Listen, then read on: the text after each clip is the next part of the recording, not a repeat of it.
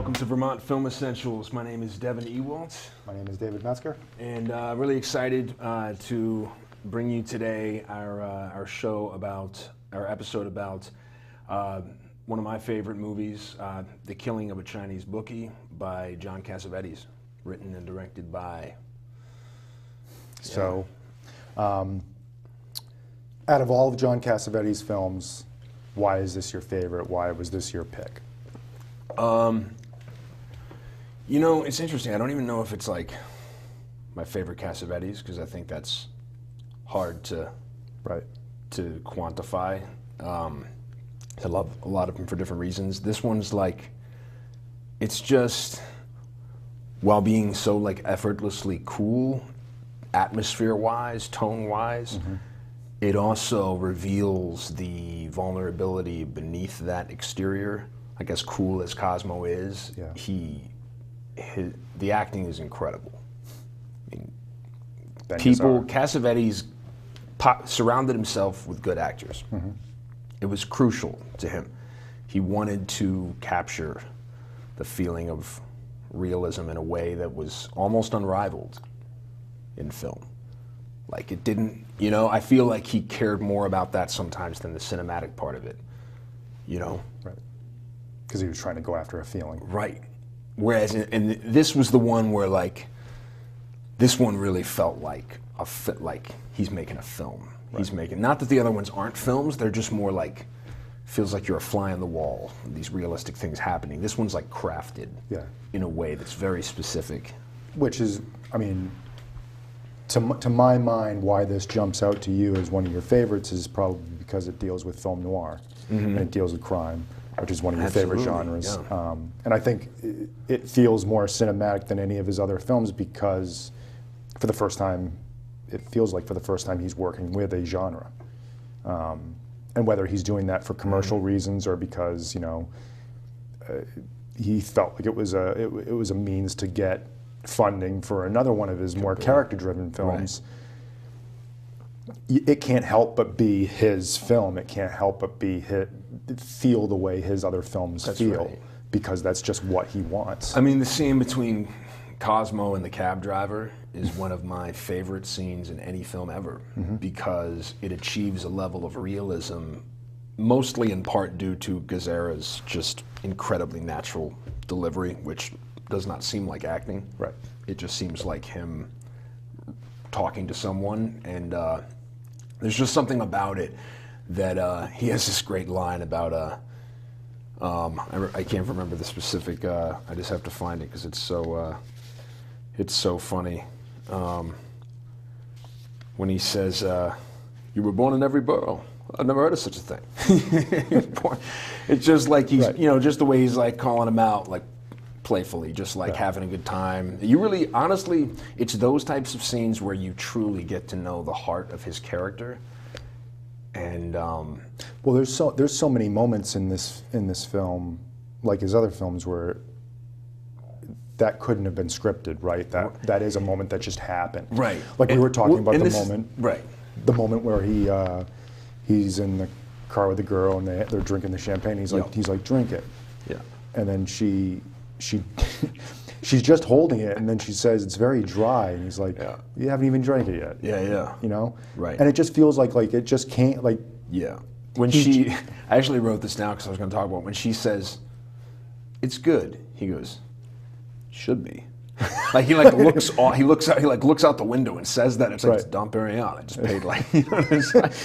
Oh man, it's such a good reaction. And the thing about Cassavetes is I remember seeing Shadows. It was my introduction to his work. Right. And I just was like, and there were like, you know, rumors about it being improvised or like and I feel, I remember hearing that it was that he would have his actors improvise scenes, and then he would write dialogue from those improvisations in order to really tailor it to how that actor phrases things, or just to make it seem as real as possible. And I don't know if that's verified, but it certainly seems like that feels like the case here. There's so much that seems, and you know, it lives and dies by its feeling of improvisation, right? Right. Like, yeah, there may be some parts that drag, but I think a testament to how memorable this film is that even in those club performance scenes that seem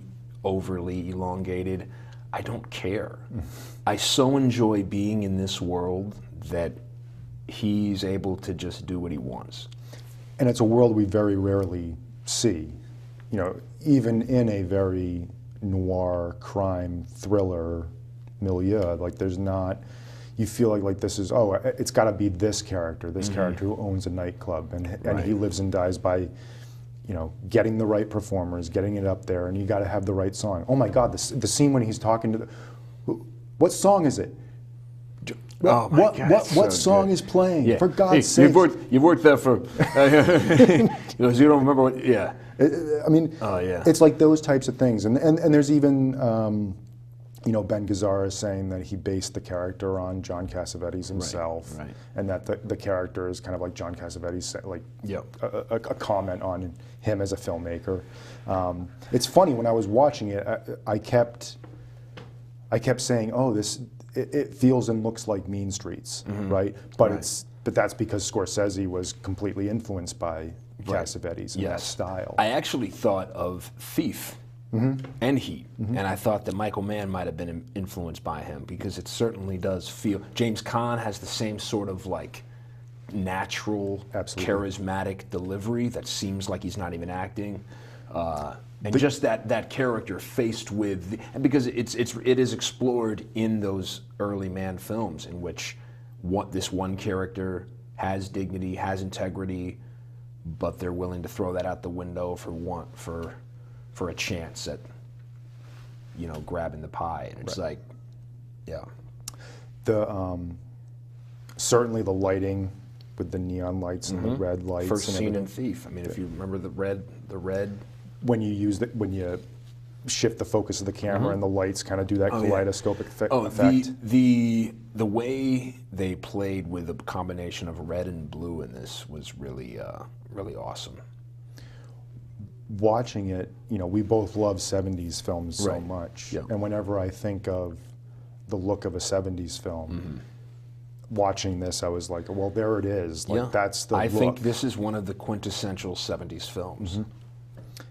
And, you know, there's so many. I fear like this type of aesthetic is possibly getting left behind, because there's so much that you can do with, you know, with this, that this kind of like the handheld, you don't have the money, so you just show up at the location and you just get what you can get. Like that's what John Cassavetes, when you do discover him, especially as a film student, someone that wants to be a filmmaker, like there's so much that you can get from his films, because that's what he was doing. He was just, I'm going to use my money. I don't have the money of the studio. I have the actors that I know will do me a favor, and we're just going to go and we're just going to shoot it. And we're, you know, it's not going to look like a big slick Hollywood production, but it's going to be my voice, and it's going to be what we make of it. And so many of, I feel like if someone were to go out today and make this type of film, where you have the handheld camera, you have the lighting, the lighting that you don't have, and everything. There's so many scenes in this film that's played in darkness. I mean, the scene when he goes to kill Benny Wu, and it's a dark room. You see his face in the mirror for a split second. And it really felt like it was his conscience or second self, like weighing in on what he was about to do, and was there for a split. I mean, it was just so brilliantly executed. That whole sequence, actually, from when he's being pursued, and then when the car, Seymour, we can talk about Seymour Cassel in a minute, but when Seymour Cassel backs the car out, and that shot that showed there's another set of headlights. There's another car waiting for him, like a monster, man, ready to come in. And I mean, really, the tension that it really has so many, it juggles so many moving parts seamlessly. But all those, like, those stylistic things, like, I feel if someone were to do it now, they would be attacked for being amateurish or not being, you know, they couldn't study the camera. Why couldn't they study the camera? Why is it handheld? Why is it shaking around? Why am I watching a scene in darkness and I can't see who's there? Yeah. Like, I feel like those questions would be asked, and that's a shame because there's so much mood and style and the atmosphere. He's actually a master of atmosphere, mood, tone, and composition. Mm-hmm. He understands so much about, and music. There's that editing transition when he's about to go to the poker game where this jazz, this like melancholy jazz, but cool jazz part starts playing when the limo is going down the street. Yep. And it's just timed like to music. I mean, he was such a cool dude. That's the thing. It's like he really was so, Gazzara had this great quote that he totally believed in the importance and value of his work because it represented his heart and soul. And you feel that when you're watching his films. I feel like Altman started after him, right? Because Shadows was 59. Right. I feel like his commitment to realism definitely might have had an effect on Altman and later David Gordon Green. And Danny McBride as a writer. Right. The movies that he and David Gordon Green created certainly feel a bit like Altman's world through Cassavetes' world of just people talking to each other and things sounding the way they sound. Yep. I mean, it's funny. We're gonna discuss it later on in the season, but there were parts of this where I was thinking of McCabe and Mrs. Miller, the way that you're taking this character through a genre-filled overlapping world, dialogue, and just the fact that, you know, through no fault of his own, or just because of what he wants to do, the business that he wants to set up and take care of and produce, that he gets into these sets of circumstances where at the end of the film he's pursued, and he's such like Warren Beatty, you feel like he's so inept, and that he's a goner. There's no way he can go up against these guys. I love the ambiguity of the ending. Yeah. I mean, by the end of the film, there are 3 unanswered questions. It's like, will he get his gunshot wound treated? Will the mob come find him and finish the job? And will the police find out he was the killer? None of these questions are answered, and it's beautiful. I love the way it ends. He walks outside, and the camera when he gets up, first of all, when he's on the stage, and he says, "I own this joint." And he's just talking, and he doesn't. And throughout the film, it's like get off, like bring out the girls or show, whatever. But he knows that his time might be short on this earth at that point, and he wants to savor the moment, and he does, and it's beautiful. And he's clinging to life in that scene. When he does the spotlight on Sonny, and he says, Sonny, what's the whole full name? I forget, but he goes, "What a great name." He says that, and Gazzara means it. I mean, when he says it in that, he's such a great moment-to-moment actor, and I really believe this is one of my favorite performances. I try to avoid being hyperbolic. One of the best performances of all time. You can't say that about everything, but I love it. Yep. And his facial expressions come out of how committed he is to his circumstances. And he balances charm with despair, hopelessness, fear. It's beautiful. It's humanity. Yeah. It's not carved up and now I'm going to feel like this. He's not trying at anything. He is this person. It's pretty remarkable. Yeah. Have you seen St. Jack? Yeah. It's a problematic film. It's good. I think this is better. Yeah. But his, like, it's the same thing. His performance, right. like his. Right. It was cool seeing like a loose, kind of rambling Bogdanovich film, considering how tight his first 2 were, which is cool. But I mean, I completely. When was that made? 78, 79. Wow, so right on the heels of this. Huh? Yeah. Yeah, he seems like he's just such a.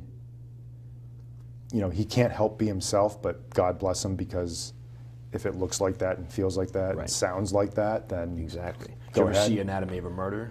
Yeah. He was great when he was young too. Yep. Yeah, he's one of those guys that, like, you say bengazzara, and someone's like, and you're like Jackie Treehorn, and they're like, oh, of course. So I feel like that ended up becoming his lasting legacy. And I feel in like pop culture wise. Right. And I feel like even though his films may not be the most watched or most popular films, that somehow his name is still, like, I don't know. He's like an actor's actor. I mean, right. I feel like actors in the industry know. Right. But I mean, we were watching, when I first showed my mom and dad The Big Lebowski, and when he came on, my mom was like, "Oh, it's Bengazzara," and I'm like, "Oh, right." So, like people that grew up in his time definitely like knew what was going on. Right. There's a great scene when he goes away to kind of get away and like have a beer. He sees the waitress. She says, "When are you going to let me audition for you?" And he goes, the truthfulness of this line. He goes, "You don't want that. You don't want that." You know, it's like he's almost like being very real about what am I. He's like almost questioning like what he does, right? And if any of it's worth it. And he's like almost wants to protect her from that. But then he's drawn in like just his love of life and of like new experiences and the idea of the unexplored. He's like, all right, I'm gonna do this. And I love his girlfriend's reaction because you can almost, is it Rachel? Mm-hmm. Because you can feel that may be how he met Rachel. Right. She may have been, right? So like, what are you doing? There's almost the unspoken potential of that being true. Yeah. And that may be why she reacted. Not just like, oh, you brought her back. It's like that was our, Right. Yeah.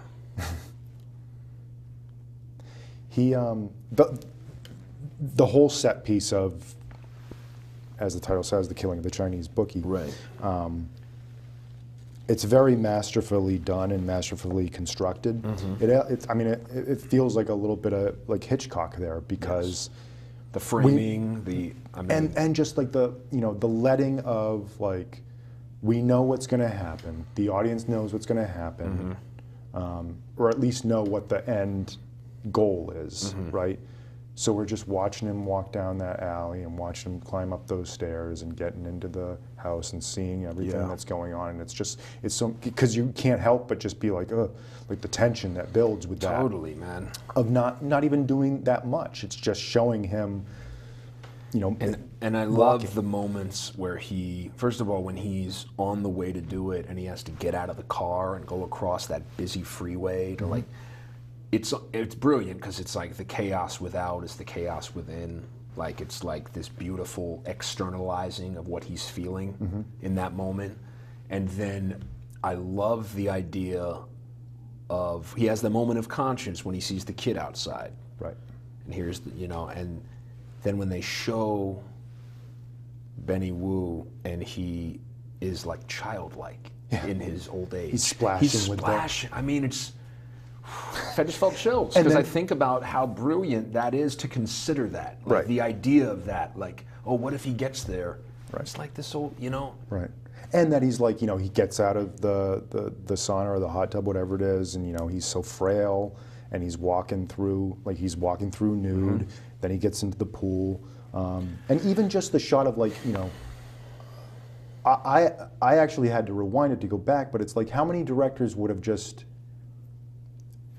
shown the blood, and whether or not he had the money to do it or not, but having squibs blow up on him, right. or just showing him floating like a more De Palma kind of peck and paw way of like showing a Scorsese. But no, we're right on him. He pulls the trigger, and then we get this great rack focus of the woman that's in the window, right? Oh, and you don't know what's going to happen there. You're worried for her, mm-hmm. and then she leaves, and actually.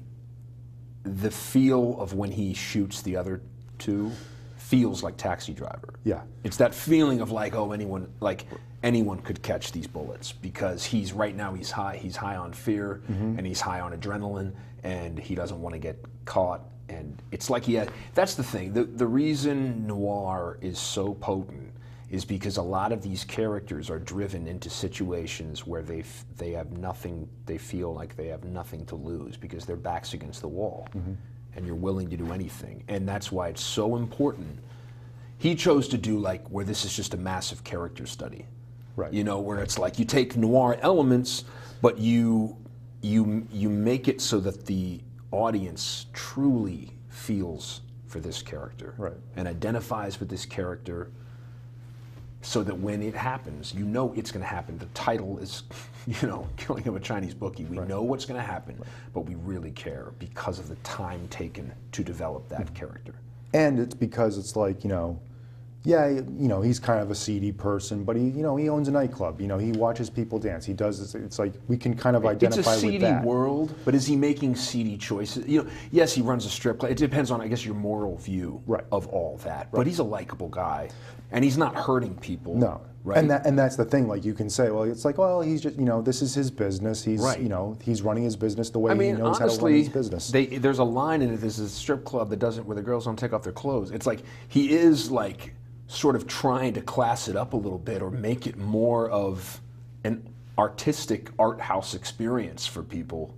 And I think that is what, at least for me, watching him as a character, it's like, oh, you got so much class to you, and I love that. I love that he, you know, he's kind of like Jack Gittes in that way, in that he.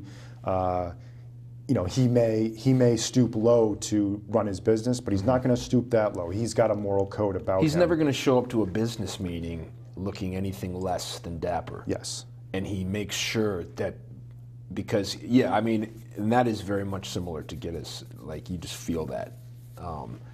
But then underneath all that is, and the thing I like about noir is, it's not like these characters are like, it's not like you're exempt as the viewer from that possibly happening to, right? I love it because it's this you know, exploration of humanity. It's like, no, it's not like these are some select few of people that this could happen to. It's like, no, desperation's desperation. Right.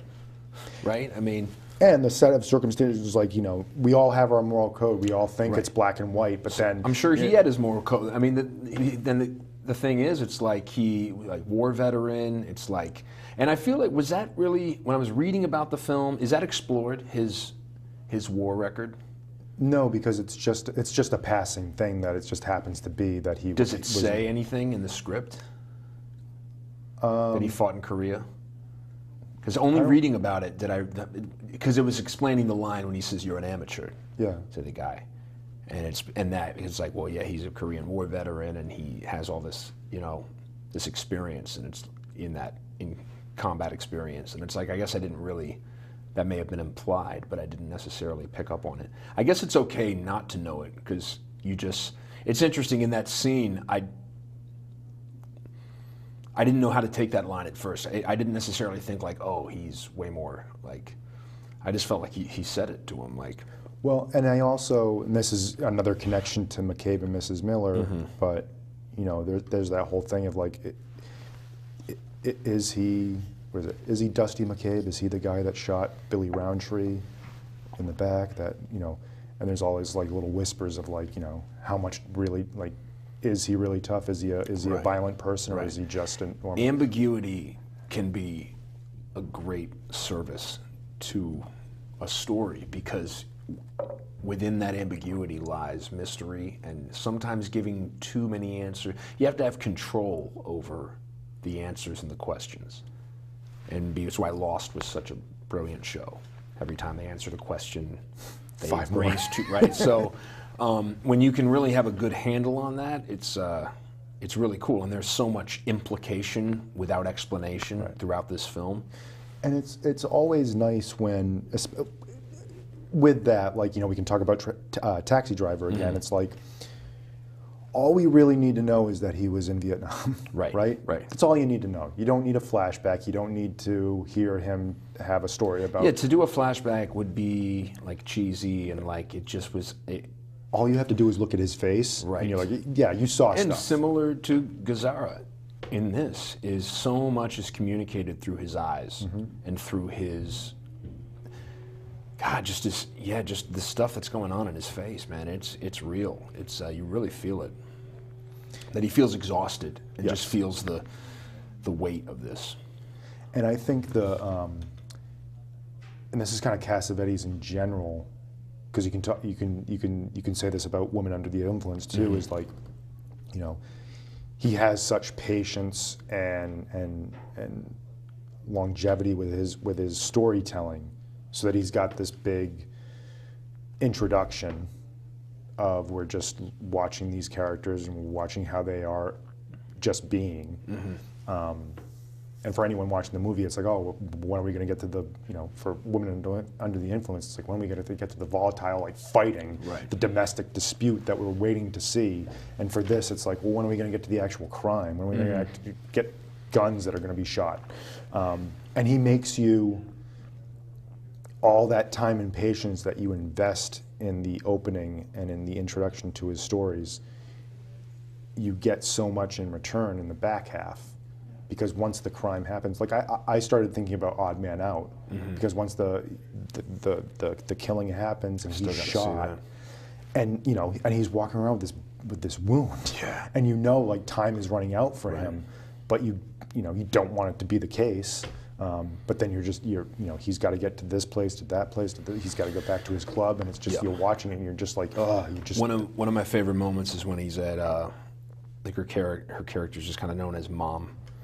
Rachel, it was Rachel's mom's house. When he's talking to her, and they have that great moment where she goes, "I don't care." He goes, "I care." You know, it's like really intense. It's like, well, I don't. Like, it's so good. And but when he goes, I don't know what to. He has all these lines where he says, "I don't know." He says, "I don't know what to feel." He says, I don't know what to do with my hands." And he like grabs a cup of coffee. And he goes, "How long has this coffee been here?" I love those lines. I mean, it's great. It's like that scene in Thief when James Caan says the bit about, he calls the waitress back over. He goes, "Can I get some new cream?" She's like, "What's wrong with that one?" He goes, "Because that's cottage cheese. Is what's wrong with it." It's like, it's so real. I mean, it's done in such an offhand way. I mean, nothing is contrived. It's the complete absence of contrivance is how this film feels. And I feel like Mr. Sophistication is a great character because he goes through his whole. It's sad because he doesn't even really get a character arc. By the end of the film, he is miserable. It's really the way he delivers that. It's almost like he's delivering, because he says that thing when Gazzara is addressing the troupe. He's, you know, because he's a great character. He goes, "Botulism. What do you know from botulism?" He goes, "I look like Salvador Dali." I mean, he has so many great lines, right? But within, it's the sad clown, and it's not done for effect. You feel it like it's just a well-written character, well-acted, and by the end of the film, he's expressing some frustration about his place in the club, and then you think about this guy's life outside of this. Man, what does he have? I don't think this guy has a family. I think he's going home to maybe a dog. I see like a small dog, you know, and like, it's sad. And when he is singing that sort of swan song for Cosmo at the end, I mean, he's covered in like, what is like white, like it's like the makeup or sweat is so, he's disheveled. I mean, it's like really, it's a really powerful way to end a film, if you think about it. It's just this blend of the crude and artistic, I think, is what's my favorite thing about it. And the more that you talk about it, like the more of thinking of his character and the nightclub and the show at the nightclub as a reference to John Cassavetes. It's like so much of what you say is like, you know, he had to have thought it. You know, he's making these films. You know, and you know, so many times nobody shows up to these films. I mean, this did so badly that they pulled it after a week. Yeah, that's sad. Like, not sad like, oh, I can't believe that happened to him, like that his movie did that. It's like, no, it's just sad that like people couldn't. That it's tough to find your market sometimes. Right. And and especially like for, you know, there's a reason why Hollywood films make money, because they have the money to put into the marketing, right? Or to sell it in such a way. So what happens when you have to beat your own drum. I mean, he never cared about making a quote-unquote Hollywood film. He just wanted more people to see his movies. I can't think of one film that feels like it's anything short of being what he wanted it to be. Even though like Love Streams is kind of considered like the one misfire out of like a collection of classics. I'm sure even in that you could go back and find some great moments, you know. At World of Video, I used to rent movies to Zoe, who became a filmmaker in her own right, and as well as Nick. But like, I just remember I felt such a connection to his films as a lover of acting and a lover of films that I couldn't help it. One time I'm renting her a movie, and I'm just like, yeah, your dad is one of the best filmmakers of all time. Like, it's like obviously she knows, but I just had to like say something about it, you know. Did you get anything back? Oh, she said no. She said something like, "Yeah, you what?" Or whatever, you know, whatever she said. It was, yeah, you could tell she appreciated it, but she didn't want to have a conversation about her dad, which I didn't intend. You know, just sometimes you got to say something when it means that much. Right. He's I mean, he's one of those filmmakers where at some point in your life, if you want to make films, or if you just have to have your introduction to him. You have to have your moment where you're like, okay, I'm going to sit down and I'm going to watch a John Cassavetes film, and then that turns into, you know, you buy a big box set because you want to. There's just such a inspiration that you get from them because you know that he had to beat his own drum. He had to do it himself. He had to get an acting gig in Rosemary's Baby to pay for A Woman Under the Influence. Wow. He had to just, however he had to do it, he had to make his films. Right. And that's so inspirational, especially when you don't have a lot of money, you don't have a lot of you know, backing or notice. He just had to make films. I mean, a lot of the early films, it feels like this one had like a sort of like grainy, glossy look. Like even I mean, not glossy, but the bright colors that were kind of like muted and like, but it had kind of a seedily, like gaudy kind of like look. Yep. Like the Taxi Driver had. But the early films, it almost feels, it's like inspiring and like feels like if you just have like a great idea and a great script and great actors, all you really need is just some light and a mic. Yes. And you can get it done. Yes. You can find a way to get it done on a limited budget. And that's the thing, is like you watch his films and it's like, it's over, you shut it off and you think, I have no excuse. I have no excuse to not go out and He may be the best example of making the most out of limited resources. He's the godfather of independent filmmaking, right? It all started from him. I mean, they all owe it to him. Yeah, they really do. To put out Shadows in '59. Yep. Was incredible. And that he had to, you know, the thing that that nobody ever thinks about or talks about is like, it's like not only it's like not enough that you make your movie, right? Okay, now you have to put it in front of people. He had to rent out theaters. He had to spend money to rent out theaters to show the film, and he did that. He had to do that, right? Yeah. You know, it's not like. And that's caring so much about what you made. It's not a money-making enterprise. It's like, yes, you want to make money for what you do, but that's not the reason he's doing it. You just want people to see what you just did. Uncompromising artist. Yeah. I think of Tarkovsky. I think of Wells. He is on that level. Because he wasn't influenced by the same people, right? Right. I mean, you sort of get a vibe that he is very influenced by the theater but like that type of theater that's just like real, like the real, not the grandiose kind of theater, but like that bare bones. And really, when you think about like the look and the feeling of his films, like the only real film movement that you could look at as a potential influence would be Italian neorealism. But even then, it's like, no, it's It almost just seems, his It world. almost seems sourceless. yeah. Like he It's just here it is. He just knew how to. There's a novelist, John Dos Passos, whose work reminds me of his worlds because of the time that it was being written, and it just felt like very modern and very just caring about capturing reality.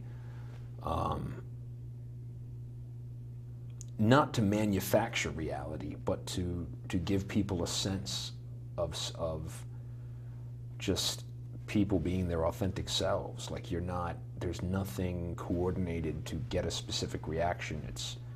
Nothing's contrived. It's there.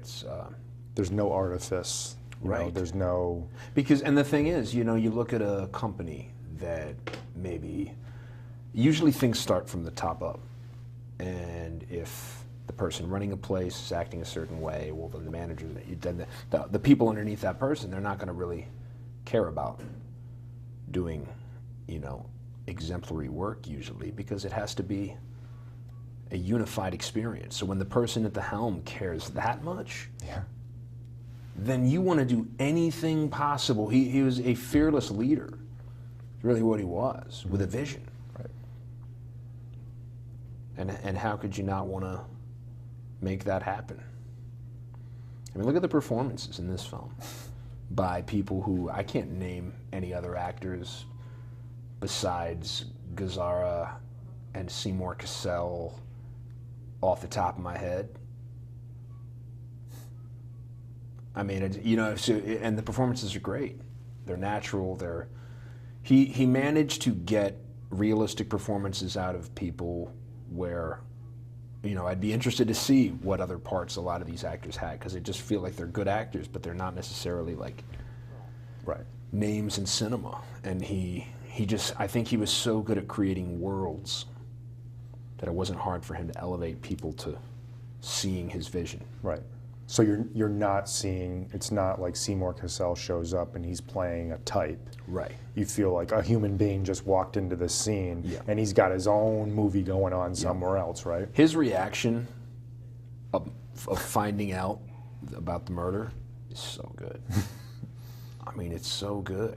His eye, just the look he gets over him. It's really great stuff. His performances in Faces, this, and Minnie and Moskowitz are three of my favorites. I mean, his energy in Faces, Yeah.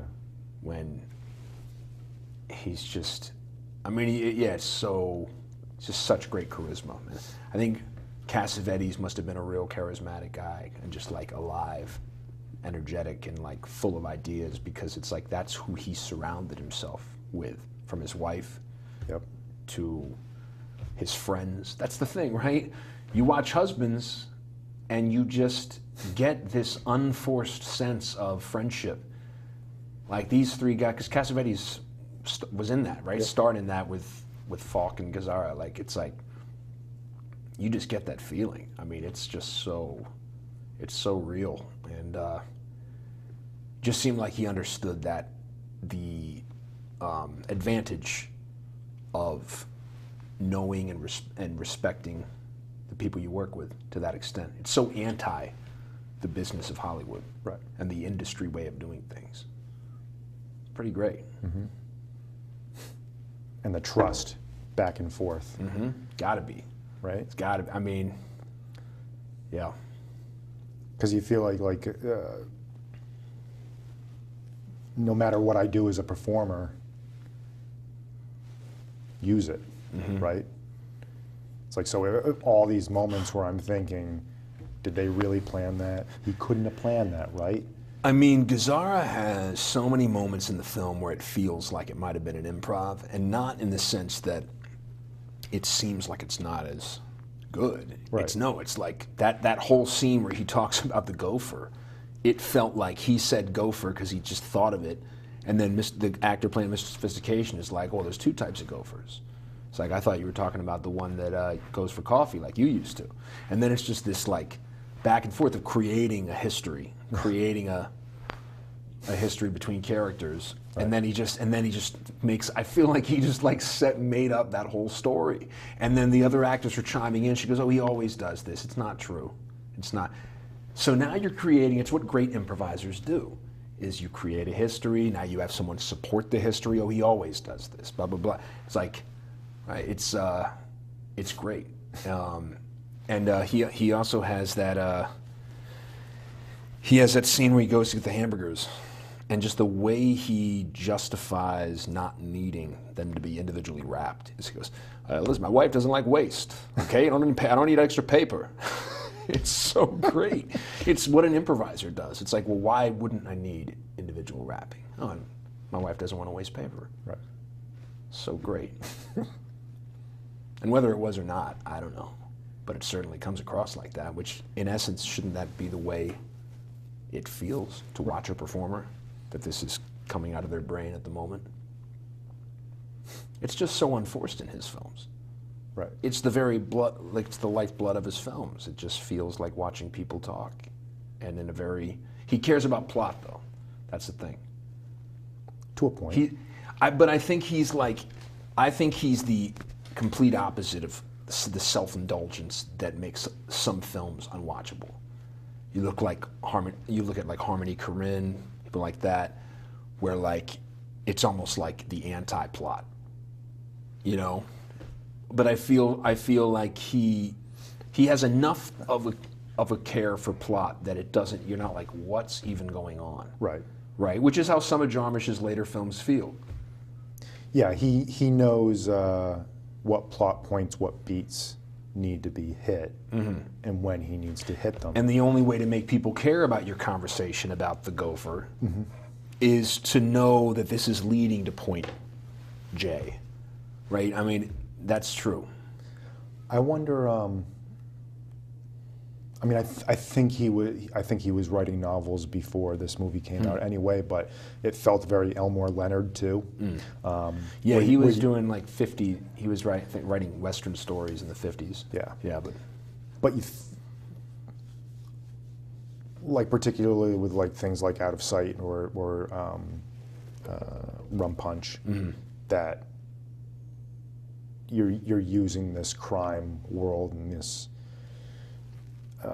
genre, but there's human beings in them.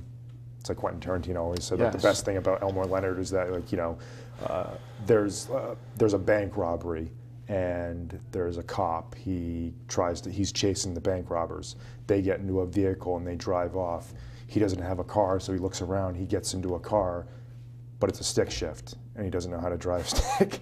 And it's like that's what an Elmore Leonard novel feels like. It's just like what happens when real world f's up the genre moment. The Sopranos. I mean, anytime you get to see a genre that is often populated by cliched, non-detail driven, not detailed plot, but detail in characters' lives. I mean, it's like to be able to like understand a character panoramically. It's like just because they're a mobster doesn't mean they're not a person or anything, any profession. And I think to your point, like, you know, I feel like you can't help if you're going to make a movie that feels like a '70s movie, or if you're going to make a crime movie, that this would be one of the movies that you'd look at or try to steal some influence from, but it's not going to have that Cassavetes level of just actors being and just sounding off and you thinking, did they just come up with that, or was that planned? Like that level of performance is what he brings to the table. I mean, Gazzara is definitely the star of the show. I mean, he is the reason for paying admission. Yep. And everyone else supports that. Even Cassell, who easily could be stealing scenes with him. Not because Gazzara is not bringing it. It's just that Cassell he plays this character so well. Of just really you that guy, the one who's smiling, but you just don't trust the smile. Right. It's like, yeah, he really, but Gazzara just seems to have such an understanding. It seems like when you're directing an actor in a film and you know that because it was like twofold. It was like said that this was an impression that he used to do for Cassavetes. Yeah. But also the fact that he based it on Cassavetes himself, so it's almost like he's doing an impression of his buddy to him. You know, it's like just that level of natural collaboration kind of sets up it's like a recipe for success, because how is he not going to kill it in this? Right. Yeah, you're just... Is that personally acquainted with, you know, the construction of the character? And it also must, as a director, kind of let you, I mean, I know it would for me, if it's like, if I know, if he didn't have Gazzara and didn't know that that's what he's going to bring to the table, right? Is this impression that he's been doing for me for years, so I know who this character is and I know how he's going to bring him to life in such a way. You feel like he'd be searching for it, or he wouldn't be able to have that level of trust. Like, he'd just be like, I hope he can bring it, because I really don't know what this character is going to be like, or if people are going to like it.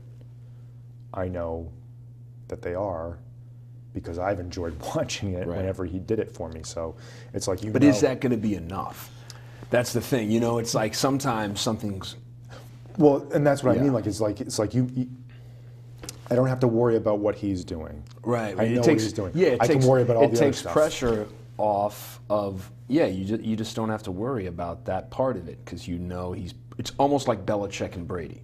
The reason the Patriots are so successful is because Belichick doesn't have to worry about Brady. Brady, like, coaches himself. He's as disciplined as anybody. He's as hard on himself as any coach would be.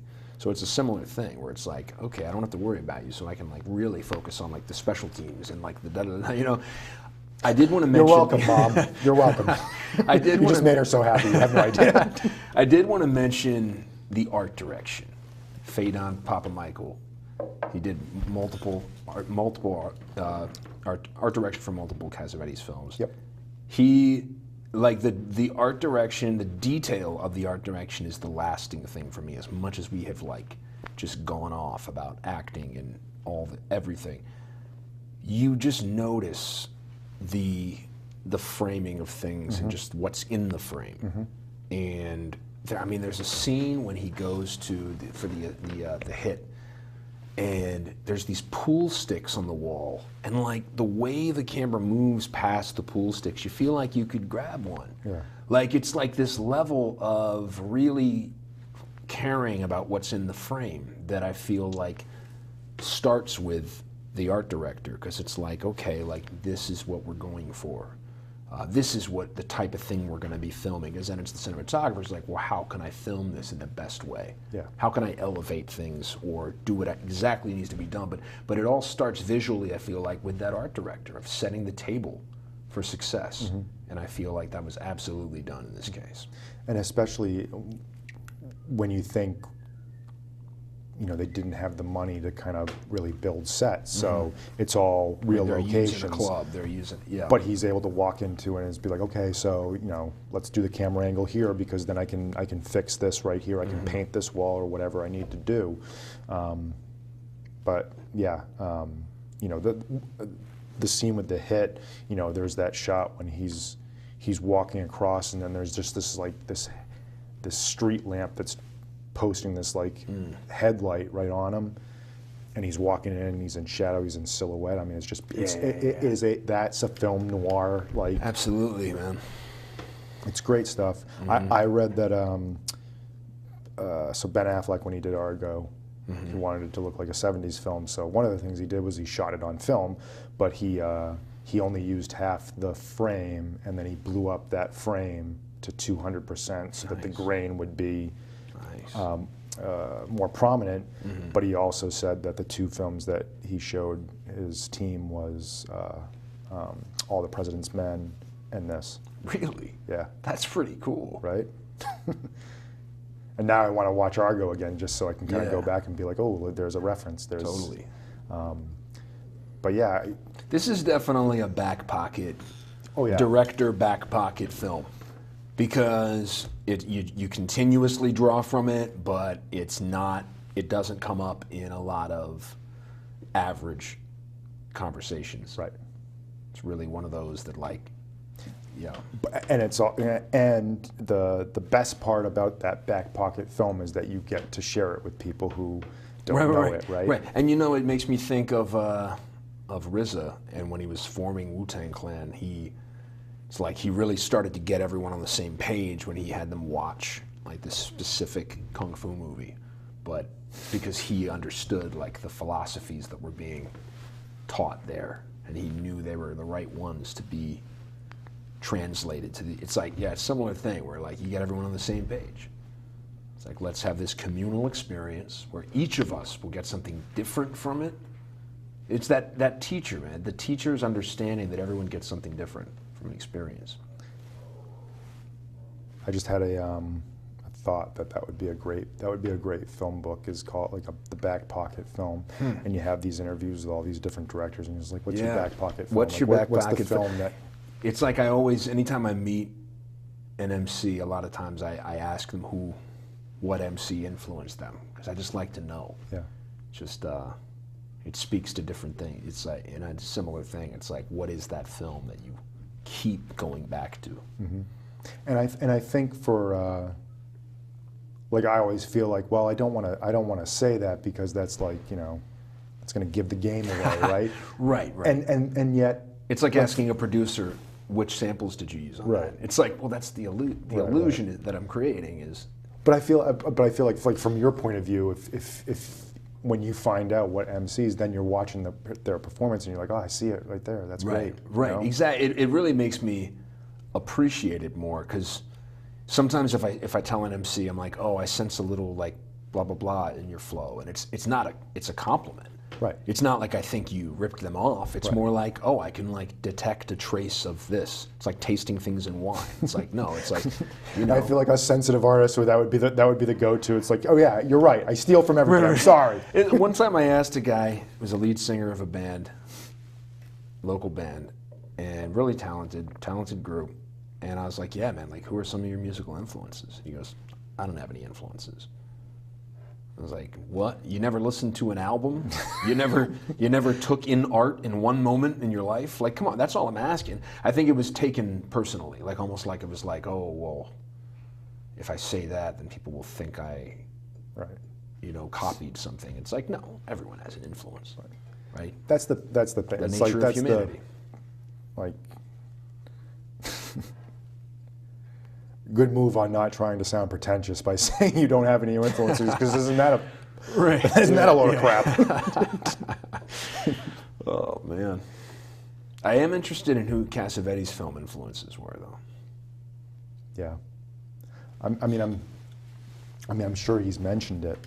I don't know. I have a feeling like kind of like it would be similar to kind of listen to Scorsese, where it's like the first time I saw On the Waterfront, it's like, oh, yes, this is a movie, and yes, there is a construction to it, but there's so many points in the movie where it's like I'm feeling reality, and growing up in New York, it's like, oh, I'm seeing my backyard in movies for the first time, or seeing him walking with Eva Marie Saint, and the scene with the glove, it's like seeing those moments and being like, oh, that's what it is. I want that. Have you seen Little Fugitive? No. 1953, black and white. The director's name escapes me for the moment. Didn't do a lot of films, but it is like borderline like cinema verite. Like, it really feels real. It's this young kid who his brother, they like skip. It's like they skip school and go to like go to Coney Island, or no, they're playing, and his brother makes him think that he killed him. So this little kid is like freaking out, and just goes and hoofs it on the lamb and goes to like Coney Island, and it's just like explores this kid's day of like thinking that he's on the land, and he's like 8 years old.